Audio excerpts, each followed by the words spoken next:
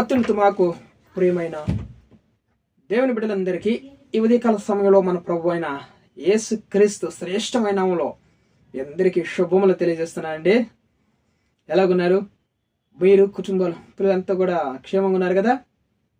మన ప్రభు నిన్నటి కాల సమయం అంతా కూడా మనల్ని కాచి కాపాడి ఈ దినమును మనకు బహుమానంగా ఇచ్చున్నాడు. మరి ఈ దినం చూడలేని వారు ఎంతో మంది ఉన్నారు కదా. దేవుని నామానికి మహిమ కలుగును గాక. ఉదయకాల సమయంలో మనం వాగ్దానం కోసం ఎదురు చూస్తున్నాం కదా. పరిశుద్ధ గ్రంథాలు తెరిచినట్లయితే కీర్తన గ్రంథంలో నుంచి 92వ అధ్యాయము 13వ వచనం. Psalms chapter 92 versus 13. కీర్తన గ్రంథము 92వ కీర్తన 13వ వచనం. యెహోవా మందిరములో నాటబడిన వారై వారు మన దేవుని ఆవరణములలో వర్ధిల్లుదురు. దేవుని యొక్క పరిశుద్ధ నామానికి మహిమ కలుగును గాక. చూడండి, దేవుని యొక్క మందిరంలో, యెహోవా మందిరంలో నాటబడిన వారై వారు మన దేవుని ఆవరణములలో వర్ధిల్లుదురు. చూసారా, ఈరోజు ఎంత మంచి వాగ్దానం మనకి. వర్ధిల్లడం, ఈరోజు వర్ధిల్లడం గురించి దేవుడు మాట్లాడుతున్నాడు. వర్ధిల్లాలి. మనము నామకాద క్రైస్తవులుగా ఉంటే ఏం ప్రయోజనం లేదు, కానీ వర్ధిల్లాలి, అంచెలంచెలుగా హెచ్చించబడాలి. మనం దేవుని యొక్క మందిరంలో మనము వర్ధిల్లడం నేర్చుకోవాలి. ప్రార్థన చేయడంలో, పాటలు పాడడంలో, వాక్యం వినడంలో, దాన్ని నేర్చుకోవడంలో, ఇంకా దేవుని యొక్క పని చేయడంలో, సువార్తకుల పని, బోధకుల పని, కాపురుల పని చేయడంలో మనం ప్రతి విషయంలో కూడా వర్ధిల్లాలి. దేవుని యొక్క మందిరంలో వర్ధిల్ల బిడ్డలుగా మనం ఉండాలి. మరి దావీదు చూడండి, వర్ధిల్లాడు. దావీదు దేవుని యొక్క మందిరంలో వర్ధిల్లనింది దేవుని లేఖనాలు చదువుతున్నాయి కదా. మనం దేవుని యొక్క మందిరంలో నాటబడిన వారై దేవుని యొక్క మందిరంలో మనం నాటబడాలి. దేవుని యొక్క మందిరంలో నాటబడితే మన జీవితాల్లో ఆనందకరంగా ఉంటాయి. మన జీవితాలు వెలిగించబడతాయి. చీకటి జీవితాలు వెళ్ళిపోయి ఆ బ్రతుకు, పాపిష్టి బ్రతుకు పోయి అద్భుతమైన జీవితం దేవుడు మనకు అనుగ్రహిస్తాడు. చూడండి, నీటి కాలువలో ఎవరైనా నాటబడిన చెట్టు ఎలాగుంటుందండి? పచ్చగా ఉంటది, గుబురుగా ఉంటది, తగిన కాలం ముందు ఆకువాడక ఫలమిచ్చే చెట్టు వలె ఉంటది. హల్లెలూయా. ఈరోజు దేవుని యొక్క మందిరంలో మనం నాటబడిన వారమైతే నీ జీవితం కూడా సకాలంలో దేవుడు సమస్తాన్ని నీకు అనుగ్రహిస్తాడనమాట.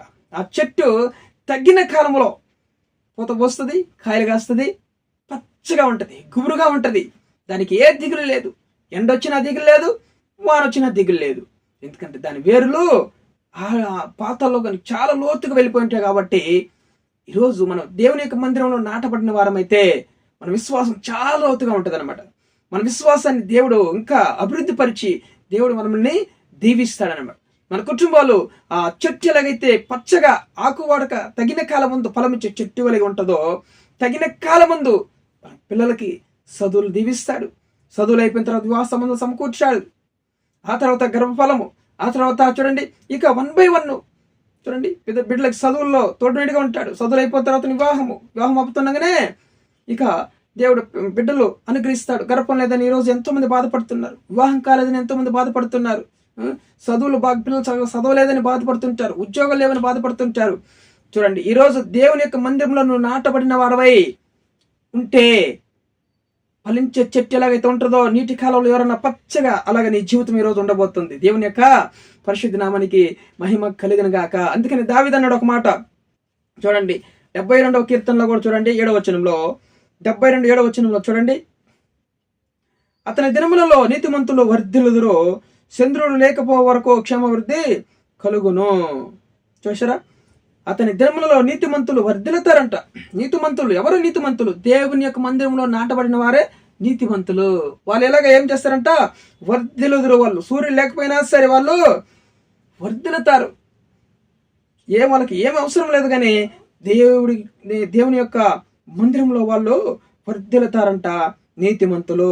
Praise the lord. 23వ కీర్తనలో కూడా దావీదు ఇంకొక మాట అంటాడు. 23వ కీర్తనలో చూసినట్లయితే మనము చూడండి, 23వ కీర్తనలో మనం చూద్దాం. చూడండి, చక్కగా రాయబడి ఉంది. 23వ కీర్తన 6వ వచనం. నేను బ్రతుకు దినములన్నీ కృపాక్షేమములు నా వెంట వచ్చును, చిరకాలం యెహోవా మందిరంలో నేను నివాసం చేసేదను.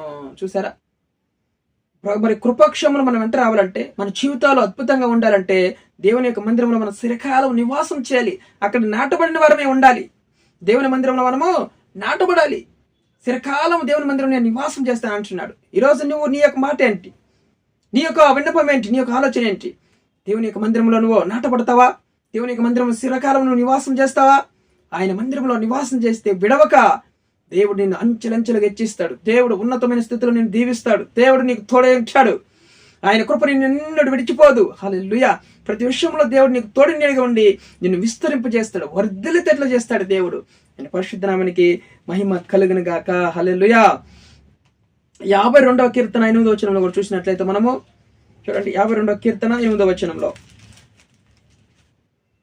52వ కీర్తన 8వ వచనంలో కూడా చూసినట్లయితే మనము, నేనైతే దేవుని మందిరంలో పచ్చని ఒలివ చెట్టు వలెనున్నాను, నిత్యము దేవుని కృపయందు నమ్మిక ఉంచి ఉన్నాను. హల్లెలూయా. దేవుని మందిరంలో పచ్చని ఒలివ చెట్టు వలె నేనున్నాను. ఒలివ చెట్టు ఎలాగైతే పచ్చగా ఉంటుందో అలాగే దేవుని మందిరంలో నేను నాటబడాను కాబట్టి నేను నా జీవితము ఒలివ చెట్టు వలె పచ్చగా ఉంది అంటున్నాడు అన్నమాట దావీదు.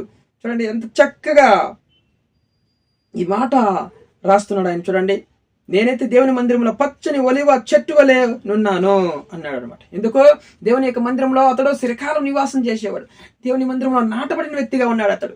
ఈరోజు నువ్వు దేవుని మందిరంలో నాటబడతావా? దేవుని మందిరంలో వచ్చి ఆమె అనకముందే పరిగెత్తుకుని వెళ్ళిపోతావా? దేవుని మందిరంలో నాటబడాలి మనం. ప్రతి విషయంలో దేవుని మందిరంలో నాటబడితే నువ్వు అంచెలంచె వర్ధిల్లుతావు. నీ కుటుంబం, నీ పిల్లలు, నీ యొక్క మరి నేల పంటను, పూ పంటను, గర్భఫలం దేవుడు దీవిస్తాడు. వర్ధిల్లితేట్లా చేస్తాడు దేవుడు. ప్రతి విషయంలో కూడా నీకు ఈ కొరత ఉంది అని చెప్పడానికి వీల్లేదు. అన్ని కొరతలు దేవుడు తీరుస్తాడు. నువ్వు వర్ధిల్లుతావు. దేవుని యొక్క మందిరంలో అత్యధికంగా నువ్వు వర్ధిల్లుతావు. దేవుని యొక్క నామానికి మహిమ కలుగును గాక. ఈరోజు దేవుని యొక్క మందిరంలో నాటబడాలి. చిరకాలం దేవుని మందిరంలో మరి నివాసం చేసే బిడ్డగా ఉండాలి. చూసి మన పితరులను చూసి మనం నేర్చుకోవాలి. దావీదును చూసి, అబ్రహాం, ఇస్సాకు, యాకోబును చూసి మనం నేర్చుకోవాలి. ఆయన సన్నిధిలో చూడండి, వాళ్ళు మన పితరులు ఆయనతో చూడగా వారికి వెలుగు కలిగింది. వారి ముఖాలు ఎన్నడూ లజ్జించిపోలేదు. సిరునవ్వుతో నింపాడు. ఆనందంగా ఉన్నాయి. వాళ్ళు గొప్పగా దీవించబడ్డారు. బహుధనవంతులైపోయినారు. కలిసి నివసించలేనటువంటి ఆస్తులు వాళ్ళకి దేవుడు అనుగ్రహించాడు. దేవుని నామానికి మహిమ కలుగును గాక. మన జీవితాలు అన్ని కొరతలే. అది లేదు, ఇది లేదు, వాళ్ళకి చదువు లేదు, పిల్లల గర్భం లేదు, వివాహం కాలేదు. ఏంటండి ఈ మాటలు? దేవుని యొక్క సన్నిధిలో నాటబడాలి. దేవుని యొక్క సన్నిధిలో నాటబడిన వ్యక్తివైతే నువ్వు వర్ధిల్లుతావు. దేవుని సన్నిధిలో నాటబడిన వ్యక్తివైతే నువ్వు వర్ధిల్లుతావు. యెహోవా మందిరంలో నాటబడిన వారై వారు మన దేవుని ఆవరణములలో వర్ధిల్లుదురు. హల్లెలూయా. దేవుని యొక్క ఆవరణంలో మనం ఈరోజు వర్ధిల్లాలి. నీ యొక్క మరి మన జీవితాలు మారాలి. మన విశ్వాసం ఇంకా ఎక్కి అది అధికమైపోవాలి. అలాగుంటే ఖచ్చితంగా ఈ రోజు నువ్వు దేవుని మందిరంలో నాటబడిన వ్యక్తివి. నువ్వు వర్ధిల్లబోతున్నావు. ఈరోజు నీ కుటుంబం వర్ధిల్లుతుంది. ఆశీర్వదించబడుతుంది నీ కుటుంబం. బహుగా నువ్వు వర్ధిల్లబోతున్నావు. దేవుడు నేను దీవించబోతున్నాడు. యేసు నామములో తండ్రి. దేవుని నామానికి మహిమ కలుగును గాక. వీడియో చూస్తున్న మీరు అందరూ కూడా దయచేసి సబ్స్క్రైబ్ చేయండి, లైక్ చేయండి, ఇతరులకు షేర్ చేయండి.